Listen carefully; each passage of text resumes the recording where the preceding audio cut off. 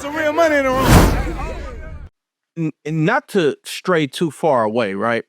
But it's just a couple questions that I have. Like, why don't you've never really gotten credit for being a boss? You know what I mean? Like, when you hear of the SUC guys, and this is no disrespect to anybody, but the rumors that come from it outside of great music is dope fiend. You know what I mean? That's what a lot of people say. You don't hit it dope. I'm just saying dumbass shit, bro.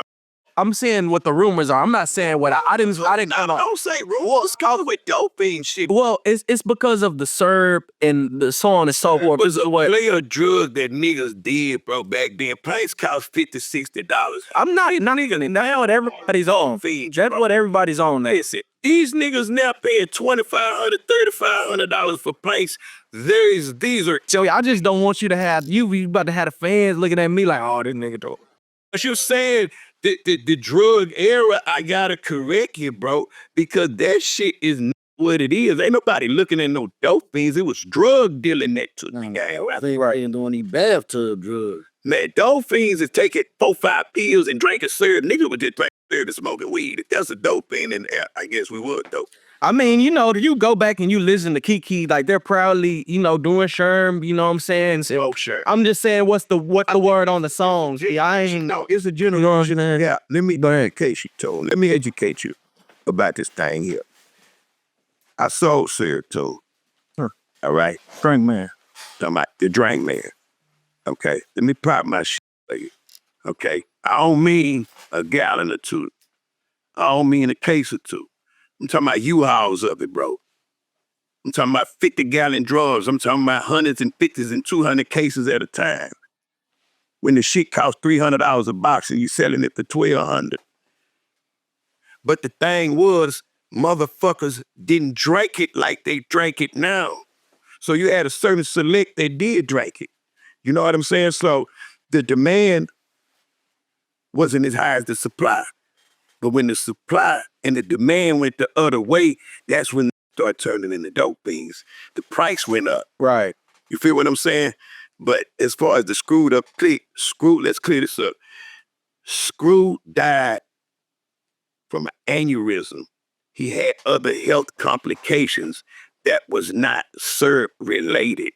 He did have a syrup habit, like got alcohol habits, like niggas got perk habits, like niggas got weed habits. And I gotta be clear, you know, stay where you at, but I gotta be clear because syrup is an opioid. You know what I mean? It is a form of heroin. So when you say, I just want to be clear, right? Because we got young dudes who pop pills. You know what I'm saying? And it's in the same realm. It might be a different form, but it's the same situation. You know what I mean? So it's like I'm not trying to put Big Up One and Lil. You know what I mean? Like, I'm about to crack the crow. When you say dope fiends, a crackhead is a dope fiend. A nigga sipping syrup is a player. These niggas that's paying $2,000, $3,000, $4,000, spending $20,000 a week, these are dope fiends. You'll pop it 20 blues and they get $40 a pill, spending $12,000 a week and only making $2,000 a week. That's a dope fiend. Now the real dope fiend warriors. If I give you and get it real, I ain't gonna pay that real ticket. I'm gonna go get this prep shit that somebody sat in their bathtub, man, and put whatever in. Them the dope fiends. Yeah. You doing whatever to get high. There you go. Yeah, if a nigga getting on this device and if it ain't official, he ain't rocking with it. Nigga just doing with it. That's why we must make a statement of what's a dope fiend. Because if the generational gap that you speaking of, you can't say that niggas back then was dope fiends. I wasn't saying. I'm not saying the rumors of what people say. I didn't say. Clear it up. They not gonna hear rumor. They gonna hear niggas back then was dope fiends. This the internet. Right. So niggas back then was serving dope fiends. Crackheads was dope fiends. Today, you barely got crackheads. But you got plenty of niggas that buy press pills and die from press pills. Fake syrup. Or mixing 2, 3 drugs at one time got your heart doing a roller coaster move. That's what kills you. You can drink 5,000 gallons of syrup, bro, and never die. You'll go to sleep. That you defending syrup, and I'm not trying to be on the It's between that cold. like we've lost a lot of people off the syrup too, though. But it's assumed that they died on syrup. Did Pimp C really die on syrup, or was he poisoned? Huh? You think Pimp was poisoned? How he died? He died from it. The autopsy says that he died from sleep apnea, not syrup.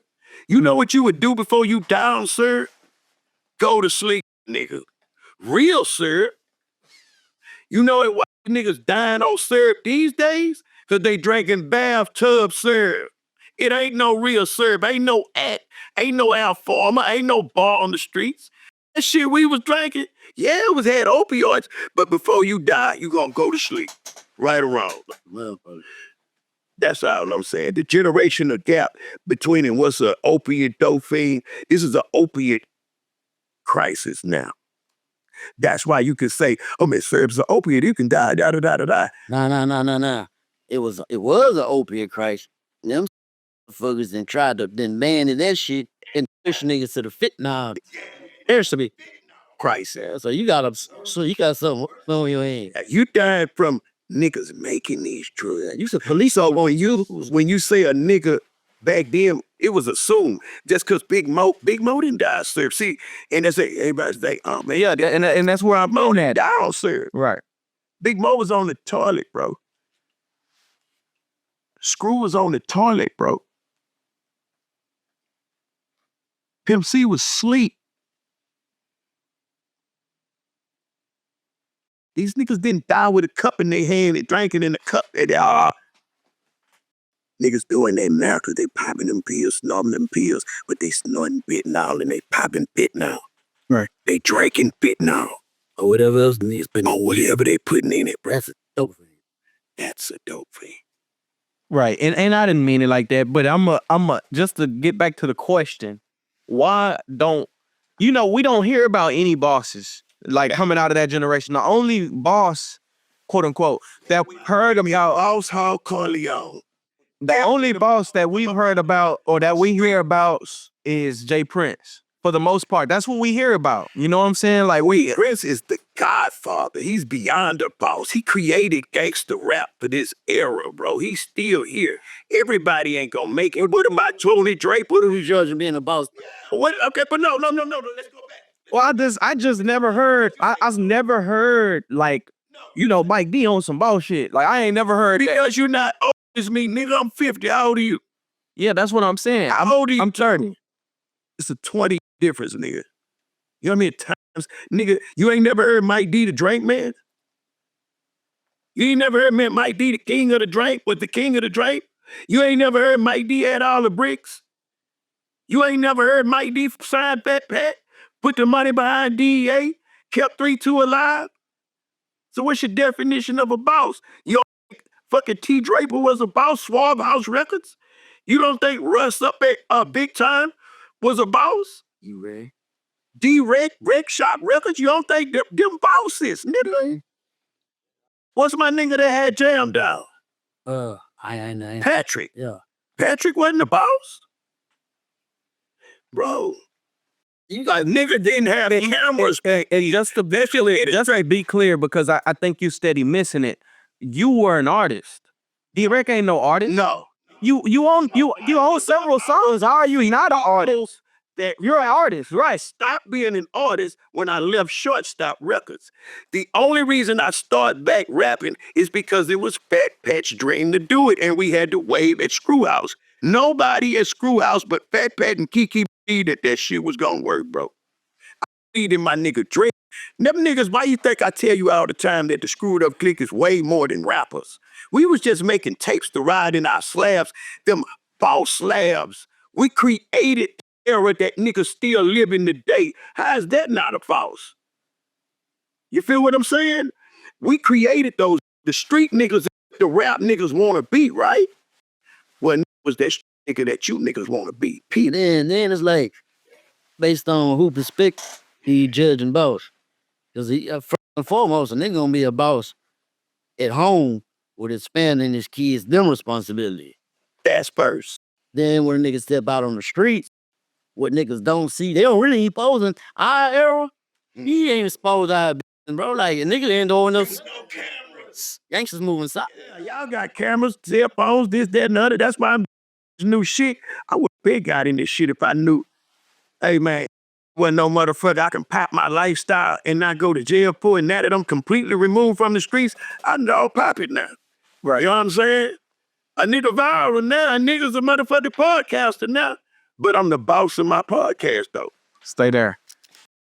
How do you feel about like SUC members and, you know, people from your generation calling you messy, Mike D messy ass? I'm starting to hear it often. Well, I ain't gonna say I'm starting to. I've been hearing it. You know what I mean? Now you see you're getting the views, you're getting the calls. People are actually coming to you versus you were going to people. But amongst your peers, and I gotta give them credit. You know, that was lame back then. You know what I mean? You had a camera, you were police. It wasn't, that's what you're looking. So what you're saying is when Roach started the thing, I'm gonna say, here come Mike D with that messy shit. That was just one instance. I've heard it from, I don't want to, you know what I'm saying? Because the internet is not understood by my generation. Right. That's why. But now that it's making So sense. Hero did call you messy. He did. He was one of we playing that. But right. But let me show you why. Because the internet is not understood by my generation. So they like, damn, why this nigga jumping with the young nigga doing this shit? Because the internet, you a messy ass. Toon is the king of mess. You've created a lane on mess. I mean, podcasting. No, any podcast is gonna be called messy. Charlemagne the God is messy. Shannon Sharp is messy. Eddie Sharp is messy. Because now that when they see a real nigga and make it and able to sustain the blows and go through it, that's why Nick never completed. That's why Slim Thug got out of it. Because he started getting them, oh man, I gotta touch messy situations. We just had a whole meeting. D got it like, and D ready like, man, I don't understand how I can do this. Nick boring, bro. I don't give a fuck about being called messy because guess what? The only way to pop this shit out is if you goddamn talk your shit, pop your shit, and talk about the things that's going on. A messy nigga in our generation is a nigga. Tell this nigga I'm scared to, or talking this nigga in his ass. I don't talk no nigga business. None of that. You get on my camera and talk your business, that's you. Right. Right. Vlad messy. Vlad is messy. It's part of the job. It's part of the job. And I'm okay with that because now guess what? We gonna go mess to the bank. Right. And them same niggas on a nigga right now trying to get in front of the camera. Right. And let's just be clear, I never call nobody. I call you for advice. I call other people that I respect that's in the game. I've never asked not one person for an interview. Nigga, what I'm doing and jumped along. Look at who I interviewed. Look how long it took for me to do a messy interview. Well, I don't know which interview. You know, I don't be watching. It's the Roe shit, bro. They calling it messy because it was near having where Roe got jumped. A nigga didn't have a podcast. Let's get that understood first of all. A nigga on your platform You did. and talked about their business. You did. Me and Roe fell out. Roe running his mind, mad at Mike D. Nigga listening to that. Said, damn, that's kind of messy, man. When Roe get mad at Mike D, but not knowing 89 days later, that's my brother. We're going to be right back together. I just stand with the nigga right around because a lot of you niggas only want zero. I fuck Joseph. You feel what I'm saying? So the thing about that is when he mad at me, he love to go, Mike D, now he all on tune shit, talking about, you know what I mean? Roe never said shit. I took the defense stand, went on your shit, had to pop it because he don't understand that in this era, not saying nothing, you're letting a narrative build. Trey understand this motherfucker. Trey know what he doing. You feel what I'm saying? Because Roe is a more isolated individual. Right. Trey is a people person. Trey could be mayor of this bitch if he wanted to. Now that's Mike Jones' position. Shit. Let me stop. That was messy. That was messy. Yeah, you know what? Let me take that. That's me. I remember when my adults was. Let's see, look. Yeah, You go ahead. get that, and now I'm finna come behind there and say, you see what happened when he tried. You see what I'm saying? That's where they get the messy, dressy shit. And I'm just trying to pop it like, but then I got love for Mike Jones. I do too, man. I ain't one of my favorite rappers, man. I thought I might joke, man. And I didn't know. I got on your shit. That nigga Solo D was there, and shit just had a lot to say because they had got on my ass trying to ride the line. Right. Trying to be, I'm not Hulk. I was trying to be like, okay, well, I'm gonna be the OG. I'm gonna come out. We gonna clear it up, make it like we ain't really tripping. Trey ain't really trying to do some damage control to it. Nigga told me get your old ass on the sidewalk if you ain't gonna stand with zero, nigga. And shit hurt my heart to the core. And whoever you is, nigga, I know you know who you is because I just said it 2, 3, 4, 5 times on these platforms. Thank you. I just got my ass in line and stood where I stand. Right. Because before that, I never had an opinion on them two situations. I was always cool. You know what Ro called Trey when before this jumping shit, when we talked, my partner, your homeboy, your homeboy. So how can I be against Trey and my best friend telling me, your homeboy, because why would a nigga, I'm not finna get in the middle of you. I ain't even really tripping with you about you and Ro's situation because this internet shit. Like that he said, situation. We don't got a situation. We have a real situation, but you jumped out of there dealt with And screamed to the ceiling. And so Rody in response, though, he just made a narrative, right?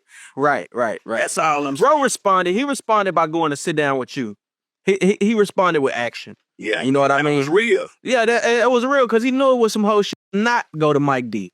You know what I mean? Like how all of this one-on-one with Mike D stuff could have been gone somewhere had the people whom I believe should have supported you from the jump just did it. You know what I mean? And that's yeah. You don't have to call a nigga like see that, and that's my thing. Like I'm built differently though. Yeah. You know what I mean? Because a lot of people who I make moves for, they do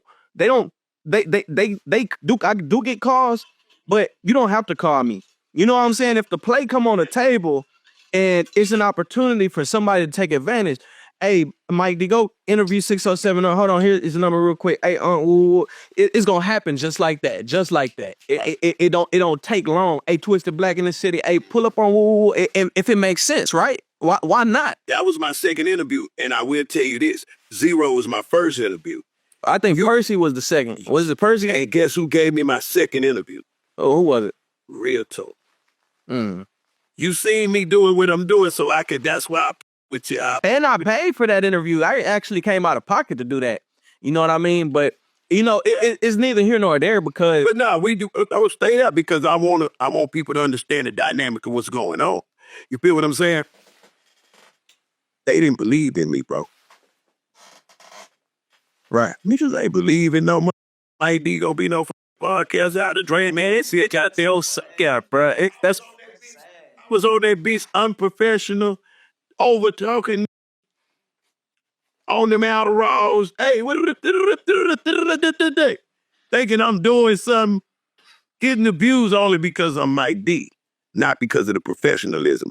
Zero actually was the one that sat me down and say, bro, if you gonna do this shit, breathe before you respond. Can you quit arguing with yourself on the minute? He said, count how many words your guest say versus how many words you say. And that's when I start figuring the formula out. And I will say once I figured the formula out, they did start to. Yeah, no, I mean I respect people who feel like you have to kind of build the foundation before they can support you. You know, that's typically the same mantra that I guess the rappers say that we have here in Houston, that you have to kind of get a name for yourself or get some credibility for yourself before they start supporting. I went through the same thing. You see, I went to Dallas, turned up, came back, everybody with me. You know how you see I'm in the studio, everybody dapping me up. It wasn't like that when I was originally starting. You know what I'm saying? So I don't disagree when people say that. It just be interesting because from the outside looking in, it don't always look like it's fucked up. Yeah. And to me, I got skin. I got thick skin. I just outworked everything and everybody, and I'm glad it happened like it happened because not one person built my program. I did. This nigga. Zero with that 150. You with the algorithm. You, Percy. You, Terrence Gangster Williams. You, 607 Up. You feel what I'm saying? Real nigga did reach in. Bun B came and stepped up. I can't say everybody. I didn't call Bun. He came to me. I didn't call Tech from Spider Gang. I never put that one out. I didn't like the work. I did kick it, put it out. I did. There's a lot of things that I didn't like once I figured out. I took a look at it. That's straight too. I did do everybody. Of course, when I start figuring that out, when Rose sat me down and we had that talk, I started looking at it different. And that's when I threw away a lot of shit. So I still got it. I'm gonna put it out. Right. I'm gonna put it out. But I'm gonna tell, like even when I tell people, when you watch that Killer Calion video, watch it your own risk. When you watch season 1, just watch it your own risk. I ain't know what the fuck I was doing. Right. Season 2, we in there like swimwear. I like that Killer Calion interview though. Man, bro, I talk all over that nigga. Right. Ad lib, and I hate to look at it. You know, that's part of the process though, Mike D. There's a lot of stuff I did at the beginning that I never do again. You know what I'm saying? I don't even be comfortable doing some of the stuff I was doing back then. No lie. Sometimes I look back and I just say thank you for making it this far. But let me cut you out here. Bro, I swear to God, I sat through that corona and I watched you. I watched all y'all niggas turn up just like everybody else did. I swear to God, I can do that. I ain't been to no school to do this shit. Man, I watched Bounce Top blow up. Man, I got the story. They heard those stories. Niggas let me get started. Because when I break down this North and South war that happened in the early 90s, how swingers, when you had to be a real nigga to ride swingers, a boss, like you say, with no bosses, when you had to be a real nigga road swinger, they was called dead man wheels. Y'all get ready for that shit. Because I got Rosewood coming to the South Side to talk to niggas that they stole cars from. And we finna put this shit together and make this motherfucker. Because I believe you can't spell Houston without US. It's like you can't spell Texas without US. So we got to be us. I'm not going to hold it against none of you niggas. Just know I know who you are. I ain't calling no motherfucker either. His own. And popping. Listen, I want to ask this this one question, and I hate to take it back because that would have been a great close, right? But just to get off the point of Lil Troy, you brought up Pimp C earlier, and I remember seeing a video as I was doing my due diligence and my research, and it was a video of basically Troy going at Pimp C, and my thing was, oh no, I'm just. Well, I'm just asking, because at this time where we left off at, right? You were working with Troy. You done came to Troy. Pimp at this time, I think he had just got out of jail. Now, two different timelines, but same situation, right? So Pimp gets out of jail, and I guess Pimp had a lot to say about a lot of people. And Troy took offense to it. So what was Troy's issue with Pimp C? He didn't have an issue with Pimp C. Pimp C had an issue with him and Scarface going back and forth. Pimp C has, rest in peace, Chad Butler, my nigga. You did somebody Pimp C love, he coming. He coming, G. He coming. Get ready. And then you got some allegeds on your name. Troy accused Scarface. Face of some shit. And Face accused Troy of some shit. The north side got the ball. Pimp C from Port Arthur, but his bones is on the south side. He come home and you niggas Zero and Slim Thug into it. Where the fuck he at? He in jail. Where the fuck? The whole structure was out of line. He was gone for 5 years? The game changed in one. So when he came home and see Troy and Face going at it, Face wasn't letting it happen. See, Troy and Face got history. They cool today, just like me and Troy cool today. You feel what I'm saying? So when Pimp came home, he would be a homeboy. He would ride with Face and Lil J. You feel what I'm saying?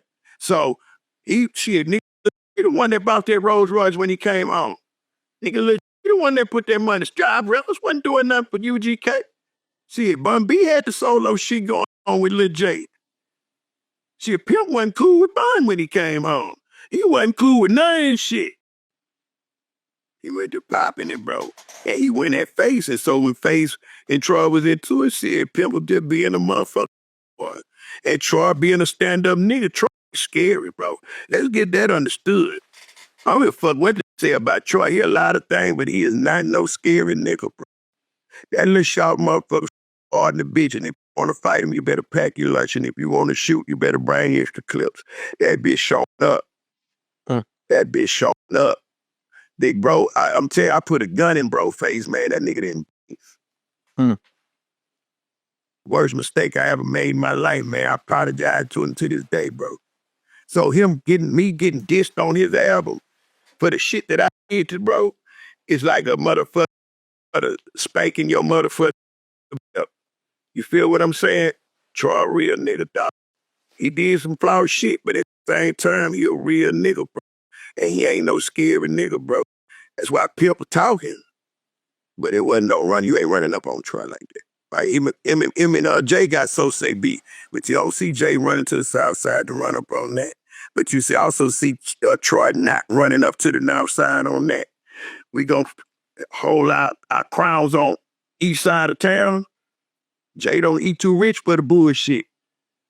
Nigga, Troy is rich too. Don't get it twisted. Don't think Troy over there, bro. Troy about Rolls Royces every other year, every time he want to try new things and all that right now. $2-3 million mansions right now. He just don't fuck with niggas. I ain't a motherfucker Willis. On plenty eyes, big money, man. He just don't, hey, fuck y'all. I'm gone. Great escape. Right. Why wasn't Pimp messing with Bun when he got home? I don't know. Yeah, there's Bun. That was some internal shit. I mean, but they held the fort down, so that's why I can't just, I don't know, to be honest with you. I just know it was some internal shit. I know them. I know Pimp. Right.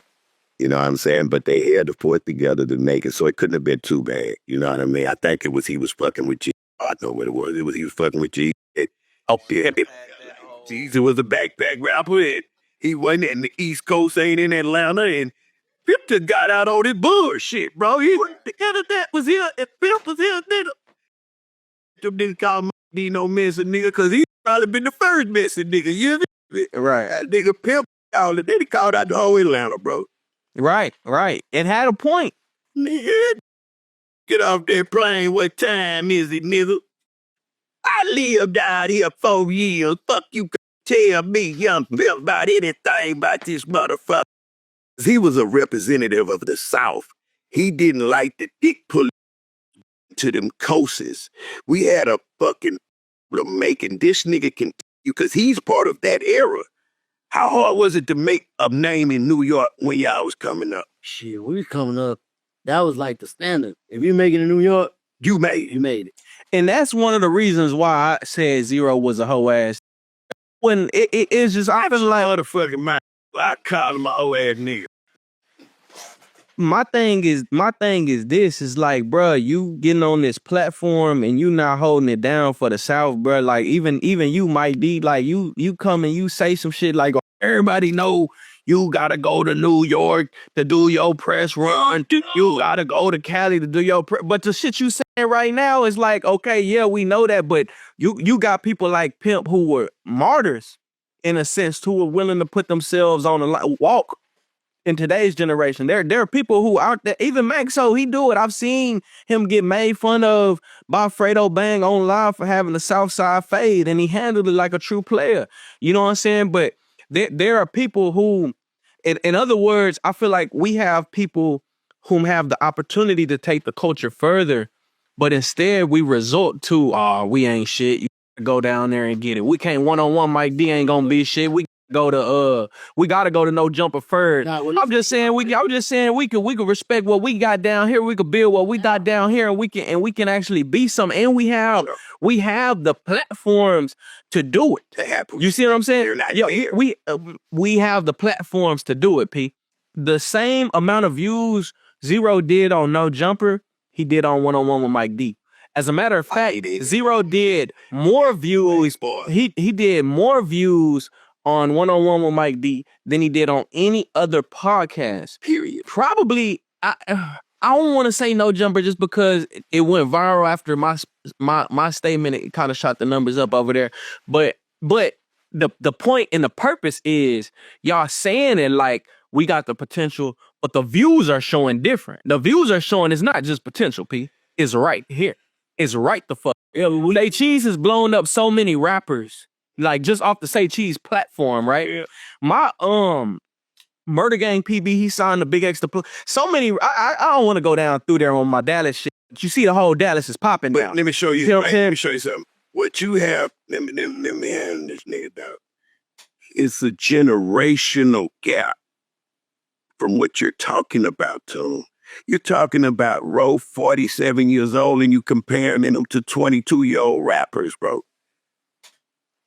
27-year-old rappers. You 30, my nigga. That 27 years older than you, bro. Listen what I'm telling you. Say Cheese, he don't have a relationship with them. He had a relationship with Adam. He ain't have a relationship with every platform he went on. Done that. And he said the publicist said, I could have done what you did. But you didn't. You know what I do? I don't have to carry him out for him to do something. Look, let me tell you this, nigga. I'm saying, keep the one coming on your thing. Bro, one coming on that episode one talking about the Trey shit on your shit. You think he was doing, and that's what the fuck I was talking about. I said that. No, you didn't. You said like, oh, he didn't do your.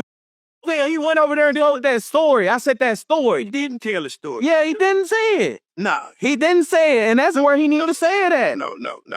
If I would have did it before he went to No Jumper,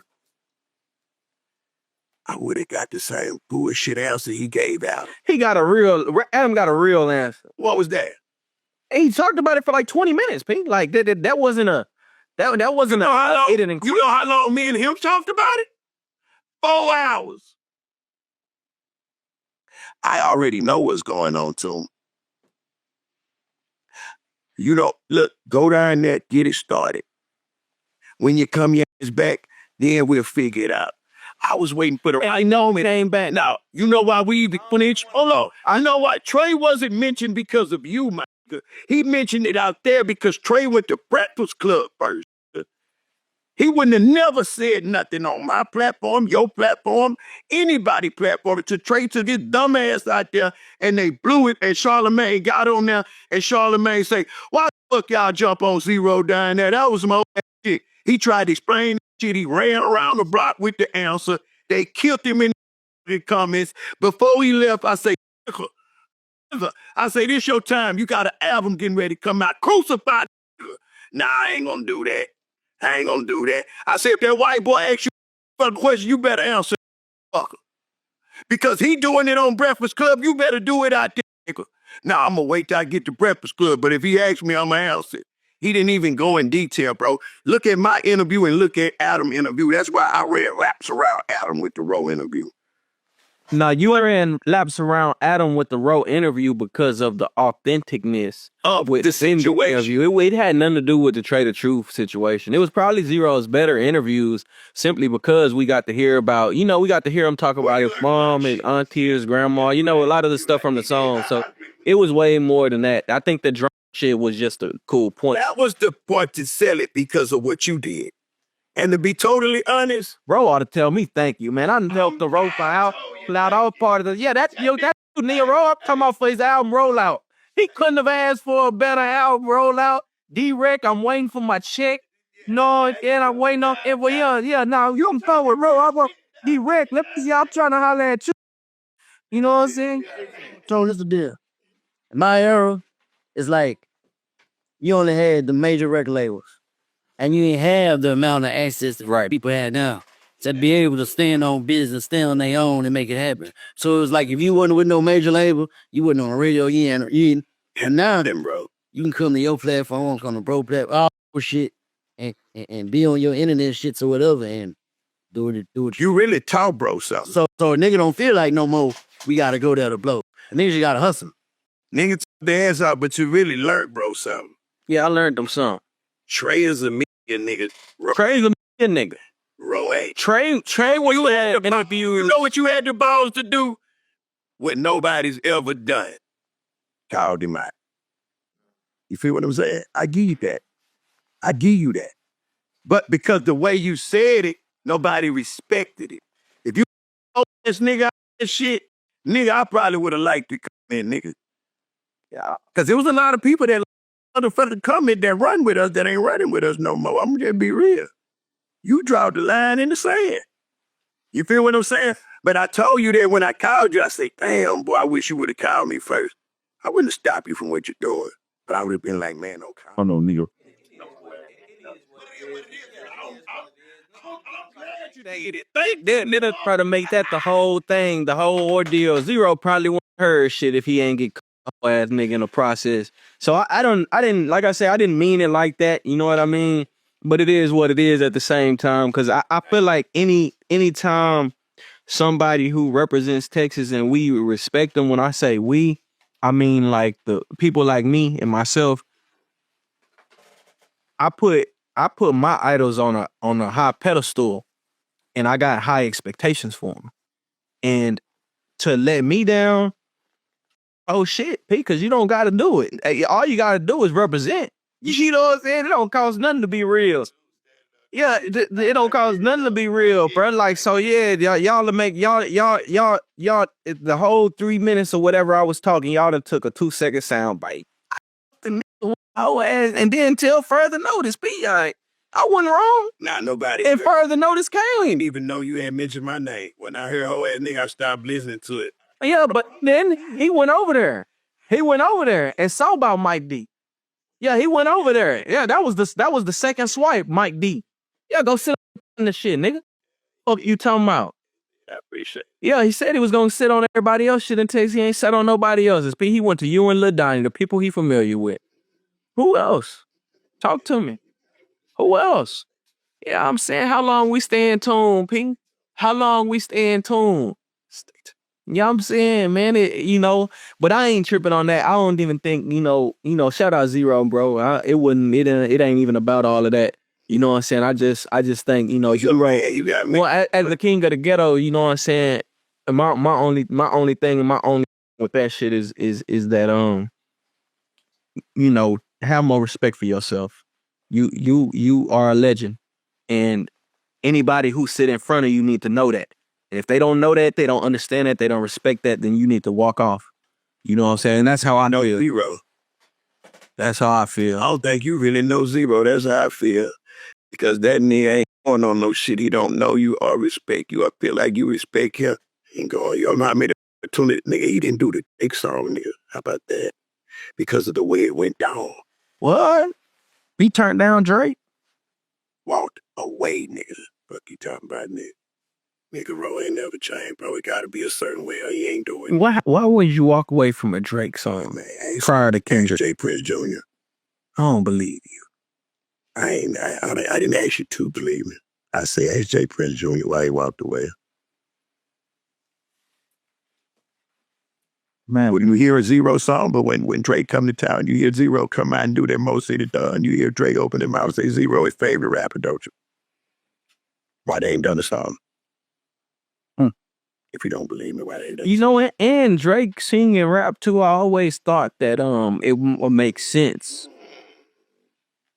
Personally. You think, see, and that's the problem. That's why I say you really know a nigga. Because you making assumptions on a nigga that you thinking dumb or some shit. You don't think nigga thought about that? You don't think that's a easy layup? Let me go do the Drake, but if it ain't right, he ain't doing it because he got too much respect for himself, bro. Bro, turn a whole bunch of shit because he got too much respect for himself. For real.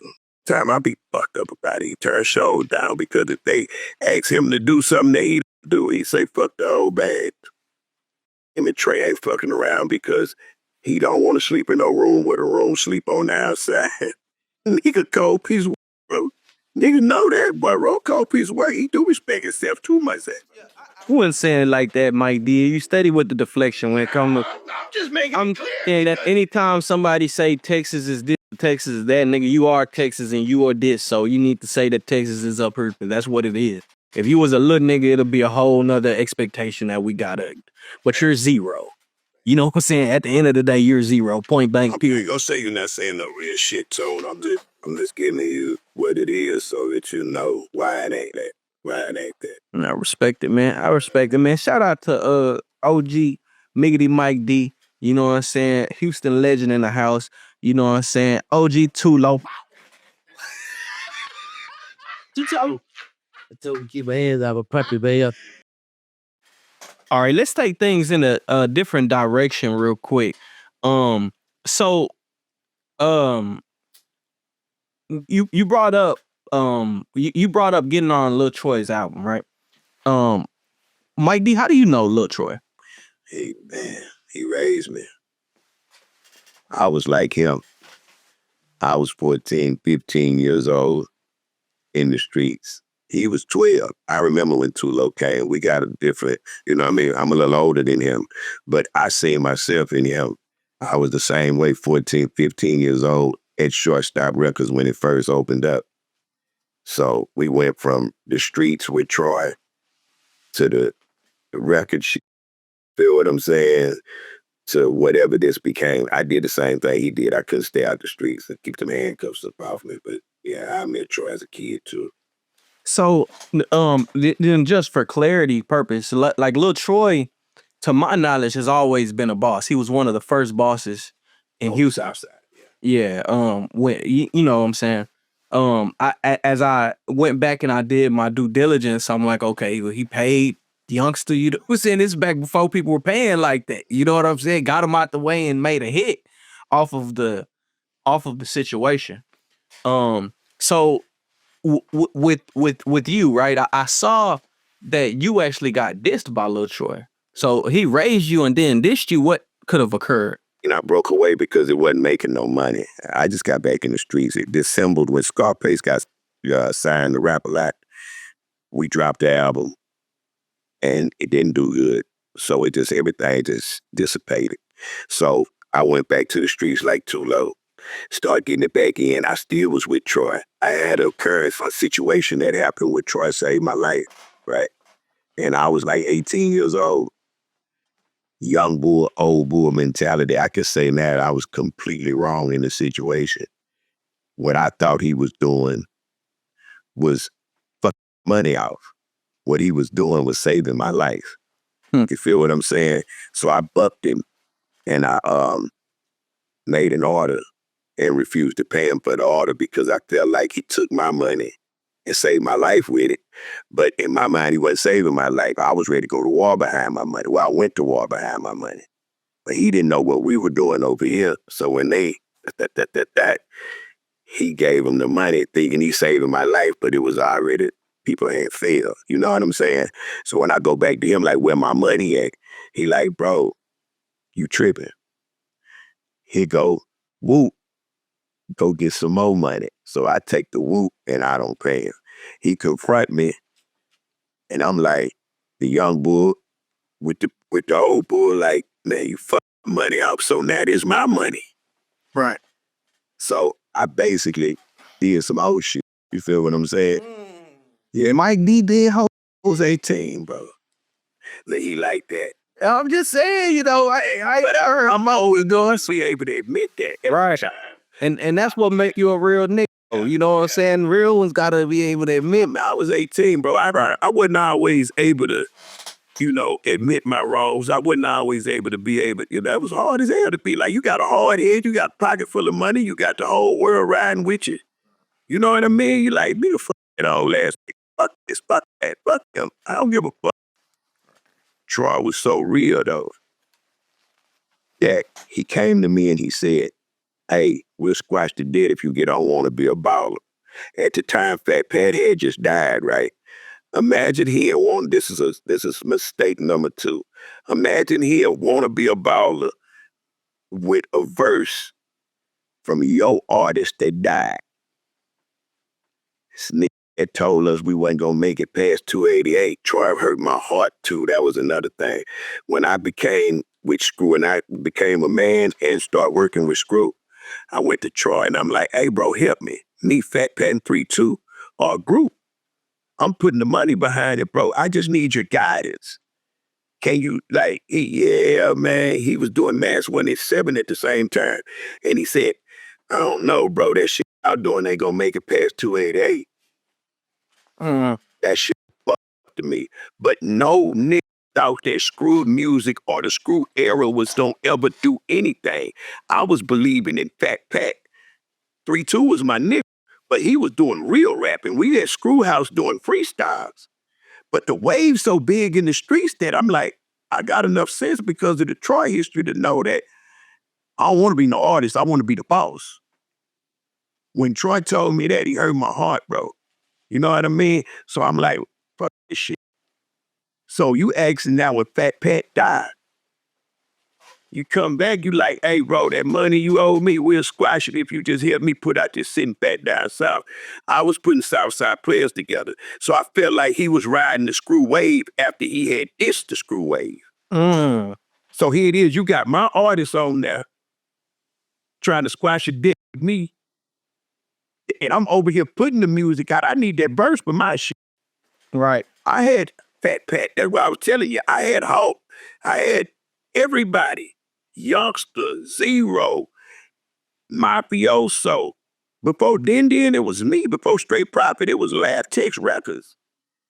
I was working there. I had everybody in 97. Bro, before I went to jail in 98, it was me and KK, dead in the lines, Southside players. KK went to jail, me and Run G was going to just put it all together. This is why Southside players on one side and DA on the other side. You feel me? So with Troy trying to put out this compilation that's basically him, I'm like, bro, I'm not going to be a part of that. I'm trying to put mine together. We pre-ordered 30,000 copies. I already know what we was finna do. You feel me? Troy hit from out of the, just like how this viral moment going. Hey, bro, Troy came. When I went to jail, it was his time. And niggas dropped they want to be a baller. I was in jail, bro. I sat in that thing, man. I heard that play 19 times on the radio, bro. I ain't up been so damn sick in my life, bro. My stomach, I went laid in the park, put the covers over me. I got caught with a half a brick, bro. You feel me? I'm leaving the studio, I get knocked. My baby mama, my son mama, was already on board for 2 bricks. Truth be told, I thought Troy had told on me, bro. He was the last nigga that had left my house before they ran in there. So I was having them little thoughts and little demonic thoughts, but at the same time, I owed him money. So you know how the devil do. I said, man, that nigga was the last nigga came and sold me 2 jugs. Man, this nigga the last nigga leader, I was trying to told on me. I'm trying to get the heat off out owing money. And they don't have no conspiracy theory as homeboys. Yeah, this before the situation happened on the highway with Troy, right? Right. This is my own mind playing with me. So I'm like, hey, man, this nigga, I leave the studio and get knocked. My baby mama got knocked first now. She on monitor, on board. So I'm like, look, damn, I gotta hustle. She gotta be in. So when I get knocked, I was on probation, bro. The people tell me, when I go to jail, so now she on bond, I'm in jail. Troy dropped the album, boy. I say, this here is a diabolical genius. So since I didn't pay him his money, got on the album, calling him all type of accusations in the world, he dissed me on that money. And I had to wait 2 years before I came home and watch from jail this shine like new money. And shit hurt my heart, bro. And realized I was wrong. I had to mature. I matured in jail and seen my own faults. But when I heard those accusations that happened on the highway, he'd go again. I knew I was right. I knew I was right. But when I came home, I jumped right out there. Everybody know what happened. I tore his ass up on that microphone. I could never do nothing to Troy, he my big brother. And they had me tied up and all kind of shit. The video, looking like Mike D, dissing me on one song. I came home and ate that nigga lunch, and then he had those accusations going. So my mind and what was really going on, I took them two things together, and I just knocked it out the water. I used it for fuel for the fire. Troy called me, he said, hey, brother, let it go. Because he my nigga. And I thought about it. I said, man, he playing them chitter, ratatouille games, man. That'll be the let it. At this time, he talking. I'm like, man, shit. He bigger than the police. Take my hands off of it. But through other partners and other brothers we had in the streets, they made me realize, hey, man, you're wrong. And mainly Michael Jermaine, his brother that's doing double life. Shout out Michael Jermaine, free Michael Jermaine. That was how me and Troy really, really got close, because I was hanging with Michael Jermaine as Troy, as Scarface was too. And he kicked it to me like, bro, that's big, bro. You got to let him make it, man. We let him make it, man. I let him make it, rather came back and we was able to reconcile our differences. Right. Now, so you signed Fat Pat. Just for the record. For sure. You signed Fat Pat. Yeah. You signed Screw as well? No. Screw never wanted to be an artist. Screw only wanted to be a DJ. We wanted Screw to be the CEO, me and KK. Let's just break this down right quick. KK had DEA, which was Kiki, Pokin, and Big Ho. Fat Pat wasn't a part of DA at that time. Southside Players was Mike D, 3-2, and Fat Pat. Right. You feel me? So you were over Southside Players? Yeah, Player Down Productions was my label. On contract, Fat Pat, Patrick Hawkins signed. 3-2, Christopher Barrier signed. But I also had them interests as in the company as well. When Fat Pat got killed, before he got killed, we fell out. Why'd y'all fall out? We had a disagreement behind a lady. You know what I mean? She snuck him some business that was mine, and I felt like he snaked me. You know what I'm saying? So, truth be told, before he died, we could self, you know what I mean? So he came to me before he died. He was like, man, I've been working on my solo, baby. You know what I'm saying? I just need your blessing. So, you know, I'm finna go sign with Rex Shop. I'm like, I'm gonna do a solo, but when I double back, we gonna get back to that Southside Player business. Can I get your blessing? I said, we street niggas. That contract don't mean nothing to me. You my nigga. I love you. We don't let no hoe come between us, you know what I'm saying? So, he get killed before his album dropped. I give him my blessings. I gave him Superstar. I gave him a couple other songs, you know what I'm saying? Those songs came from Southside Players, Money Over Bitches. Player haters want to know who you are when you don't. We had the whole album finished. But because I was in my feelings, I wasn't going to do nothing without bro, because we into it. You know what I mean? Semi-into it. We just ain't speaking. So I was always getting money in the street. You feel what I'm saying? So it was Fat Pat's dream that me and 3-2 was supporting. I got scarred by Troy them back in the game. If I can't be the boss, I don't want to do it. So when he started doing his own thing, I gave him my blessing before him. When he died, I let, Rick have all the songs, let him do what he do to make sure that Pat album did what he needed to do. Right. Why don't you, and before we even go there, how did Fat Pat's death affect the city of Houston? Oh, if Fat Pat was here, niggas like you wouldn't be able to say what you said about Zero. Niggas, it would be no gap in between the new generation and the old generation. Fat Pat death separated. It took the drive out of me. It took the drive out of a lot of people, bro. You feel what I'm saying? Like, it's like when they took Biggie Smiles in the East Coast lost Biggie, and the West Coast lost Pop. When the South lost Fat Pat, man, it's the same feeling, bro. It's a big hole, empty, man. You're looking at pure talent, that uncoachable talent. Beyond his years, he didn't even know how to count 16 bars. He go in there straight freestyle of shit. Fat Pat invented rap singing. It's Fat Pat and I'm a rap singer. Got the diamonds on my finger. You feel me? He invented that shit, bro. Perfected. Mafio perfected. That's another nigga that been called mafioso, Big Mello. Niggas like that. Hey, bro, they was alive and Fat Pat was alive. It's been different Houston, bro. Fat Pat be alive, man, be a whole lot of niggas mad at that nigga, bro. He was a big old fly nigga and he wasn't scared to voice his opinion, bro. Squabble go with it and everything. When you say that people like me wouldn't have been able to say what I said about Ro, what did you mean by that? You call Ro a whole ass nigga. You feel like he didn't rep Texas right on a big stage. Texas would be a humongous stage. If Fat Pat was here, you're looking at that would have been the next Biggie, bro. He was geared up to be the next Biggie, bro.